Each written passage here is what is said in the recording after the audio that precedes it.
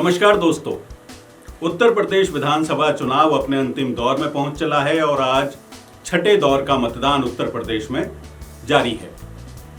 बड़ी खबर यह भी है कि जो उत्तर प्रदेश की ये जो छठे चरण का जो मतदान है, 10 जिलों में जो 57 जो विधानसभा सीटें हैं उसमें से 11 सीटें रिजर्व भी हैं।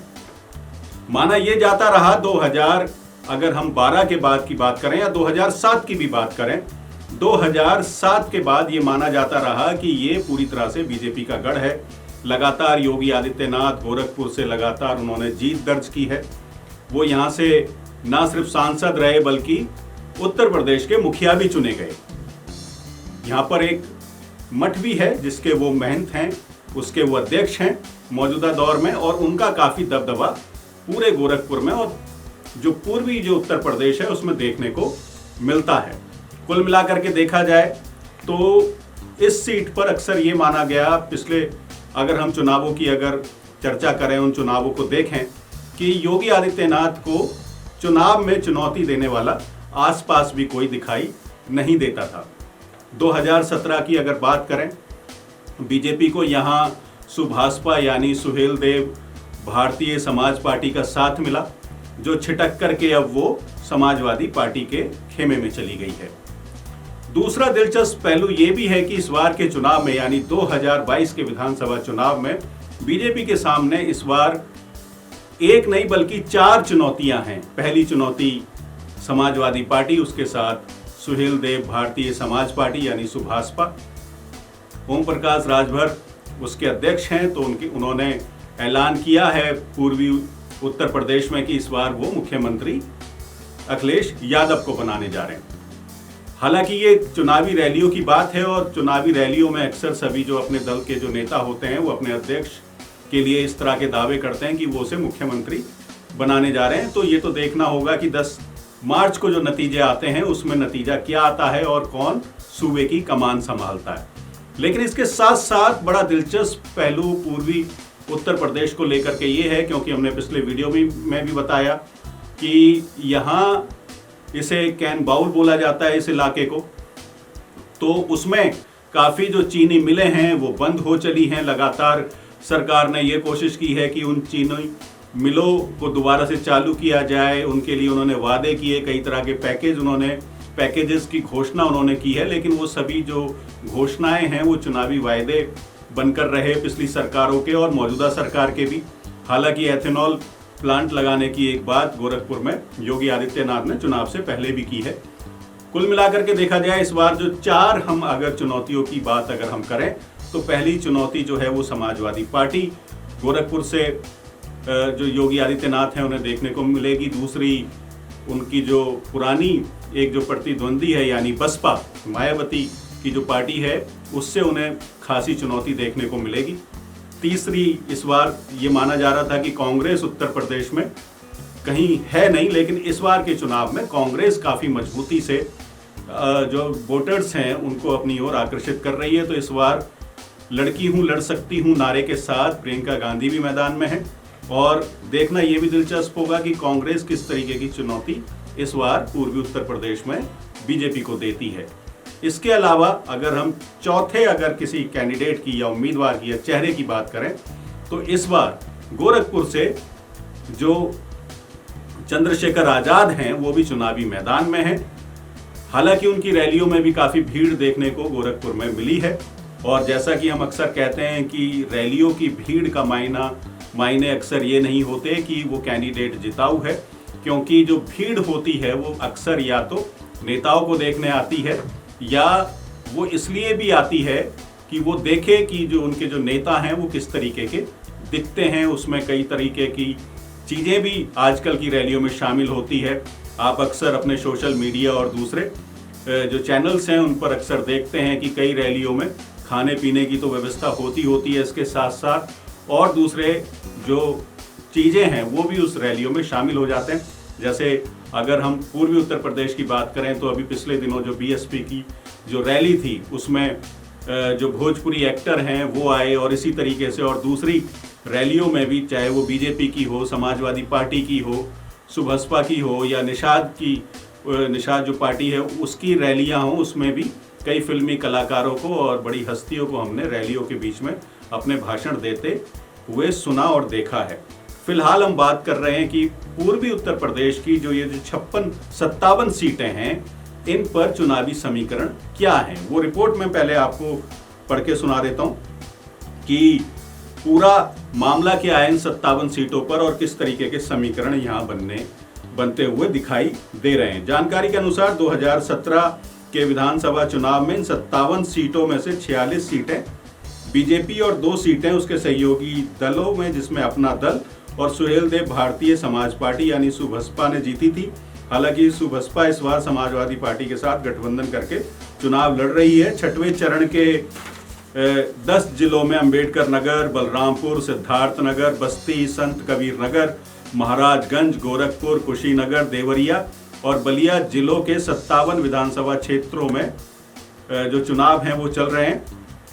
छठे चरण के विधानसभा क्षेत्रों में प्रधानमंत्री नरेंद्र मोदी, गृह मंत्री अमित शाह, रक्षा मंत्री राजनाथ सिंह, भारतीय जनता पार्टी के अध्यक्ष जगत प्रकाश नड्डा समेत कई स्टार प्रचारक चुनाव प्रचार कर चुके हैं। इसी चरण में पहली बार विधानसभा चुनाव लड़ रहे मुख्य योगी आदित्यनाथ के निर्वाचन क्षेत्र गोरखपुर में भी मतदान होगा, जहां उनका जो मुकाबले में समाजवादी पार्टी से सुभक्ति शुक्ला और आजाद समाज पार्टी के अध्यक्ष चंद्रशेखर आजाद समेत कई उम्मीदवार मैदान में हैं। अब जो बड़े चेहरे हैं उनकी जो शाख है वो किस की जो शाख है वो दांव पर रहेगी। समाजवादी पार्टी अध्यक्ष अखिलेश यादव और कांग्रेस महासचिव प्रियंका गांधी वाड्रा भी इन इलाकों में चुनावी प्रचार कर चुकी हैं। उधर बहुजन समाज पार्टी, बसपा समेत अन्य दलों के नेताओं ने भी इन क्षेत्रों में प्रचार करके अपने अपने उम्मीदवारों को चुनाव जिताने की अपील की है। छठे चरण में अंबेडकर नगर जिले की कटहरी विधानसभा सीट पर बसपा विधायक दल के नेता रह चुके लालजी वर्मा इस बार सपा के उम्मीदवार के तौर पर अपनी किस्मत आजमा रहे हैं। इसी जिले की अकबरपुर विधानसभा सीट पर बसपा के पूर्व प्रदेश अध्यक्ष राम अचल राजभर इस बार सपा के उम्मीदवार हैं। सिद्धार्थनगर सीट पर भी कड़ी टक्कर देखने को मिलेगी। छठे चरण में सिद्धार्थनगर जिले की बांसी सीट पर राज्य के स्वास्थ्य मंत्री जय प्रताप सिंह बीजेपी उम्मीदवार के तौर पर फिर अपनी किस्मत आजमा रहे हैं, जबकि इस जिले की इटावा सीट पर पूर्व विधानसभा अध्यक्ष व सपा उम्मीदवार माता प्रसाद पांडे का मुकाबला राज्य की बेसिक शिक्षा मंत्री व बीजेपी उम्मीदवार सतीश चंद्र द्विवेदी से है। द्विवेदी ने 2007 में पांडे को पराजित किया था। कुशीनगर जिले की पटरौना विधानसभा सीट से पिछली बार बीजेपी से चुनाव जीते और करीब 5 साल तक योगी सरकार में श्रम मंत्री रह चुके स्वामी प्रसाद मौर्य इस बार कुशीनगर की फाजिल नगर सीट से सपा के उम्मीदवार हैं, जहां उनका मुकाबला बीजेपी के सुरेंद्र कुशवाहा से है। कुल मिलाकर के देखा जाए मुकाबला काफी टक्कर का है। इसी तरीके से अगर कुशीनगर की तमिकू राज सीट पर अजय कुमार लल्लू मैदान में है। कुशीनगर की तमकुही राज सीट पर प्रदेश कांग्रेस अध्यक्ष अजय कुमार लल्लू चुनाव मैदान में हैं। छठे चरण में ही बलिया में नेता प्रतिपक्ष राम गोविंद चौधरी, बांसडीह में सपा से और बसपा विधायक दल के नेता रसड़ा विधानसभा क्षेत्र से बसपा से अपनी किस्मत आजमा रहे हैं। राज्य के कृषि मंत्री और बीजेपी उम्मीदवार सूर्य प्रताप शाही का देवरिया जिले की पत्थरदेवा सीट पर अपने पुराने प्रतिद्वंदी सपा के ब्रह्मशंकर त्रिपाठी से मुकाबला है। कुल मिलाकर के देखा जाए तो 57 सीटों पर 11 अनुसूचित जाति के लिए आरक्षित हैं। छठे चरण की 57 सीटों में 11 सीटें अनुसूचित जाति के लिए आरक्षित हैं। इस चरण में कुल 2 करोड़ 14 लाख से अधिक मतदाता हैं। राज्य में 403 विधानसभा सीटों पर 7 चरणों में प्रस्तावित विधानसभा चुनाव में अब तक 5 चरणों में 292 सीटों पर मतदान हो चुका है। अब हम बात करें गोरखपुर की। जैसे हमने अपने पिछले वीडियो में भी बताया था कि गोरखपुर के जो मुद्दे हैं, बेसिकली गोरखपुर के विकास, पूर्वी उत्तर प्रदेश के विकास को लेकर के प्रधानमंत्री नरेंद्र मोदी ने भी काफ़ी योजनाओं का शिलान्यास किया। उसमें चाहे वो एम्स की बात अगर रही हो, उसमें हॉस्पिटल्स की बात रही हो, सड़क योजनाओं की बात रही हो, एयरपोर्ट देने की बात रही हो और इसी तरीके की तमाम योजनाओं का उद्घाटन, शिलान्यास बीते दिनों हमें देखने और सुनने को मिला। इसके साथ साथ सबसे बड़ी जो परेशानी है इस पूरे इलाके की, क्योंकि प्रवासी मजदूर ज़्यादा हैं, उन्हें कोरोना काल में उन्होंने वो दम्भ भी झेला है जब प्रदेश से उन्हें कोई किसी तरीके की सहायता नहीं मिली और वो जो देश के जो दूसरे शहर हैं, चाहे वो मुंबई हो चाहे वो दिल्ली हो, वहाँ से उन्होंने पैदल ही सफ़र किया और अपने अपने ज़िलों में अपने अपने घरों तक वो पहुँचे। तो एक ये बड़ा चैलेंज इस बार बीजेपी के लिए पूर्वी उत्तर प्रदेश में रहेगा, क्योंकि यहाँ के किसानों के पास ज़्यादा ज़मीनें हैं नहीं, छोटी छोटी ज़मीनें हैं, ज़्यादातर नौकरी पेशा हैं, उसमें ज़्यादा प्रवासी मजदूर हैं। बेरोजगारी की समस्या इस बार सबसे बड़ा मुद्दा है इस चुनाव में। हालांकि बीजेपी बेरोजगारी के मुद्दे को लगातार दरकिनार कर रही है और वो मंदिर और कब्रिस्तान को लेकर के एक उन्होंने कैंपेनिंग चलाई हुई है, और काशी विश्वनाथ और जो अयोध्या है उसको वो भुनाने में वो ज़्यादा वो तत्परता से वो दिखाई दी इस पूरे चुनाव में। इसके साथ साथ यूक्रेन और रूस के युद्ध को भी उन्होंने भुनाने की पूरी कोशिश की है इस चुनाव में, क्योंकि प्रधानमंत्री ने कहा कि उन्हें किस तरीके का जो मुख्यमंत्री है वो सूबे में चाहिए। उन्हें एक वो मास्टर टाइप चाहिए या उन्हें एक दारोगा टाइप, एक ऐसा मुख्यमंत्री चाहिए जो पूरे प्रदेश की रक्षा कर सके। खैर, दोबारा से पूर्वी उत्तर प्रदेश के मसलों पर आते हैं, उसकी समस्याओं पर आते हैं। एक जो सबसे बड़ी जो समस्या है इन 57 सीटों में जिस जगह ये चुनाव हो रहे हैं, उधर हथकरघा के भी काफ़ी कारीगर हैं। तकरीबन अगर हम कोरोना काल से अगर पहले देखें तो इधर लगभग 10 लाख जो हाथ से कपड़ा बुनने वाले कारीगर थे वो थे, उनके पावर लूम इधर हुआ करते थे। और अब मौजूदा दौर में, हालांकि उसमें कोरोना काल का एक बहुत बड़ा योगदान रहा, लेकिन उन पावर लूम्स को चलाने वाले ज़्यादातर लोग मुसलमान थे, यानी ऐसे लोग थे जो पीढ़ियों से इस काम को कर रहे थे। इसके साथ साथ इस काम पर पूरी तरह से कंट्रोल जो था वो या तो ओबीसीज का था, यानी जो पिछड़ा वर्ग है उसका था, या दलितों का था, या मुसलमानों का था। हालांकि कुछ साहूकार इन पावर लूम्स के मालिक थे, लेकिन कोरोना काल के दौरान गोरखपुर और कुशीनगर जो आसपास के इलाके में जो कारीगर थे, लगभग 10 लाख कारीगर थे, वो उनका अगर एक आंकड़ा अगर निकाला जाए, अगर देखा जाए, समझा जाए, तो ज़्यादातर जो हथकरघा के जो कारीगर हैं वो मौजूदा दौर में बेरोजगार हैं। उनका गुस्सा बीजेपी को जरूर झेलना पड़ेगा।